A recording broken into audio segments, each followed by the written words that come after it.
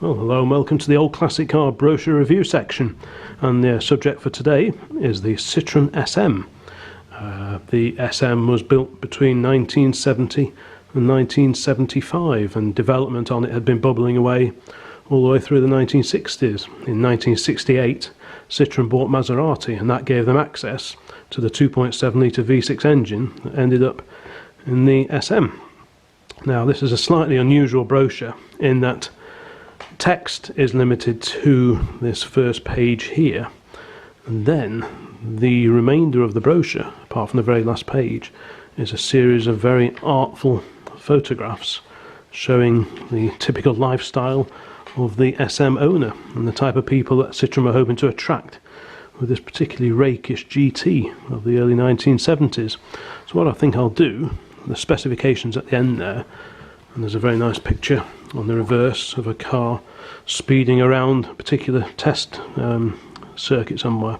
So I think what I'll do, I'll have a read of this first page, and while I'm reading this I'll show some of the photographs that appear throughout here in more detail while I'm reading away at this first page. I think that's probably the best way of doing this.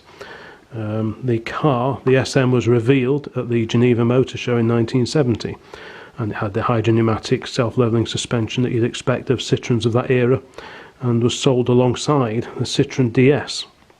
The first versions came with the 2.7 litre V6 and produced around about 174 brake horsepower, I believe. In later years there was a 3 litre V6 option as well, and that sold alongside the 2.7. In all, there's only about 12,920, I think, examples were built of the Citroen SM over the 5 years. They didn't sell in great numbers, and after an initial flurry of interest, sales gradually declined to the point where it was just no longer producing the cars, which was a shame, because they were very interesting cars. You had the sort of the idiosyncratic Citroen side allied to the exotica of a Maserati V6 engine. But that did lead to complications in terms of servicing, people being a bit frightened of them, and that eventually led to the Citroen SM's downfall, I believe. So let's go and have a look at the brochure in a little more detail. This one is dated 1973, so it's a mid-production brochure. I actually got this from a local gent who bought one of these new in the 1970s, and I think he quite rated it. But once they get into old age, I can imagine it must be a bit of a headache to maintain. I'd love to read your comments if you've owned a Citroen SM, or if you own one now. It would be great to read your comments below the video in the comments section, because I'd love to know what these cars are actually like to live with. Are they a nightmare to work on? I'd be very interested to know. So let's go and have a quick look inside and see what Citroen wanted to tell us about the new SM. Here is power, crisp, unwasted power, compact power. Here is shape, pure, perfect shape, sculptured into sweeping, graceful lines. Meet the true synthesis of power and beauty. The Citroen SM is an utterly different concept in automobile design. Here is a concept that has drawn together the diverse needs of the driver who demands a high-performance motor car, and of one who needs absolute comfort and luxury.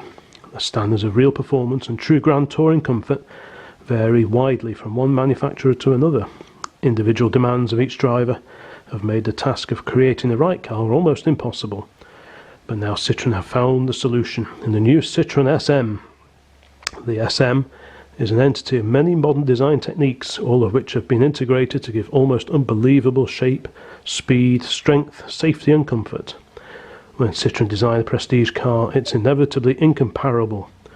This new creation has achieved the impossible, the fusion of opposites, utter comfort and luxury, with sheer performance and road holding at more than 140 miles per hour. This is how it has been done.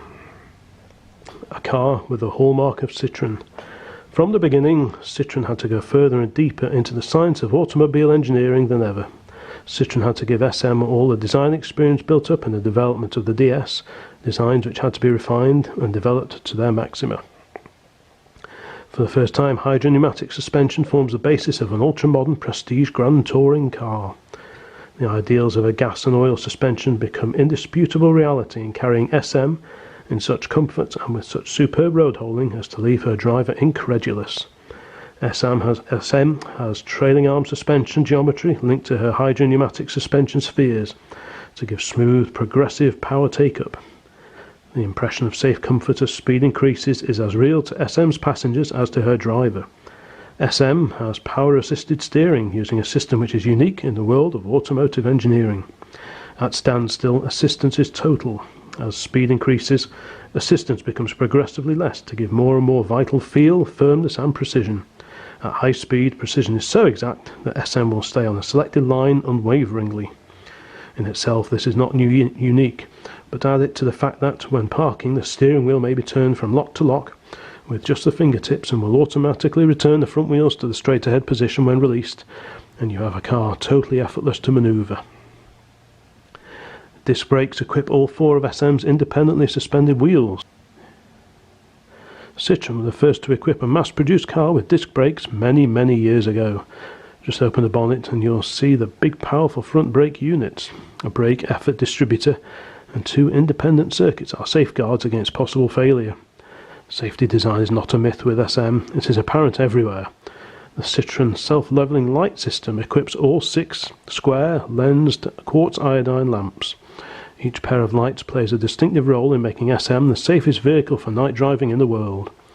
2 dip lights, 2 main lights and 2 directionally controlled driving lights linked to the steering blaze a brilliant white path into the night. Night vision has been designed to match daytime performance. SM also has twin reversing lights, wide sweep 2-speed windscreen wipers, and the deep panoramic rear screen is electrically heated. A power plant with the hallmark of Maserati. SM was designed for an exceptional power unit. Citroen chose Maserati. The name of Maserati is synonymous with superb and scientific engineering. All their experience went into the design and development of the light alloy 2.7 litre V6 engine which powers SM with 188 brake horsepower SAE. The cylinder block, cylinder heads and even the oil cooler are in light alloy. 4 overhead camshafts and electronic fuel injection equip this superb compact engine, so you won't be surprised at SM's brisk performance. Maximum speed exceeds 141 miles an hour, acceleration standing quarter mile in 16 seconds, and 0 to 60 in 8 seconds. Fuel consumption is still more astonishing. SM achieves 25.22 miles per gallon din. Fuel economy touring range is well in excess of 400 miles. This is a triumph of design. Pure shape, absolute comfort, superb performance and unbelievable economy. A triumph for strength and safety construction. SM is the fastest front drive car ever. Already it has proven its thoroughbred qualities by winning brilliantly the Rally of Morocco, one of the toughest rallies in the international calendar. Magnificence, the hallmark of SM. SM, you will have read, was created from a powerful nucleus of pure engineering. Its body had now to put into reality the potential of its intrinsic design. The result is a work of pure logic, aesthetically related to the need for aerodynamic purity. The glass and steel design avoids all sharp projections and right angles which on other cars limit speed and performance. The number plate and all 6 lights are shielded by a curved glass screen. Its door glasses are curved and are electrically operated. Its windscreen is flush fitting to avoid wind noise and turbulence caused by rubber surrounds at high speed. SM sits low and powerfully on a wide track with wide section high speed Michelin XVR tyres. This impression of power and aggressiveness increases in the driving seat. SM's extraordinary seats have been designed for it. The driving position is as dynamically shaped as its body, and the seats are infinitely adjustable for combinations of rake, height and length. The integral headrests are fully adjustable too. The steering wheel is oval and of small diameter for convenient handling. It too is easily adjustable for both length and height. Instrumentation sunk into the padded fascia is complete and beautifully laid out. All controls are located on the fascia or on the centre console. The speedometer has an odometer and built-in braking distance indicator. The speedometer is complemented with an electronic tachometer, and a 3rd main dial indicates the correct functioning of the car's essential equipment: oil pressure, brake pad wear, handbrake warning light, etc.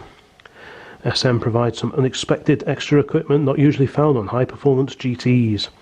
The engine compartment is illuminated, a radio with 3 speakers for stereophonic control can be fitted, Ashtrays and cigar lighters are illuminated. Luminous ignition switch and map reading light add to its complete specification. The heating and demisting and fresh air ventilation systems operate independently of the car's speed. Electric fans are rheostat controlled and heating is regulated by thermostat. Air conditioning is an optional extra. If your impression is one of total comfort and luxury for the driver and his passengers, you may be surprised to know that there are two superb seats at the rear of the same design as those at the front. There are options of either jersey trim or targa, or in leather as an optional extra. So that's all the information from the main first page of this brochure. Like I say, we've covered the artwork showing the car in lots of different scenes and locations, and lots of glamorous gents and ladies posed with it, suggesting the glamorous lifestyle that goes with a Citroen SM ownership. And I'm sure that's the case, or at least it was then.